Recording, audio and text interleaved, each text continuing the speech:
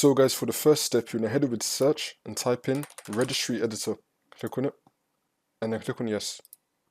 And now once you're on this, you can follow everything I'll be doing up here. So first we're going to expand history current user, and then we're going to expand software, and then we're going to expand Microsoft,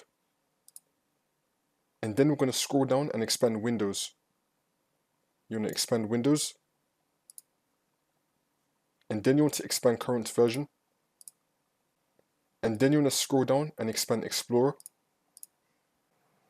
and then you want to expand file exts, and then you want to find .lnk.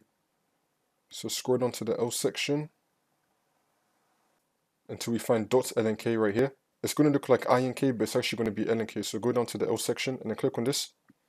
You want to expand .lnk, you want to expand this, and then you should have a folder that's called user choice. You want to right click on it, and then click on delete, and then click on yes. And once you've deleted that, you want to go back to your desktop, and then the problem should be fixed. If the problem is not fixed, then you just want to restart your computer, and then that should fix the problem.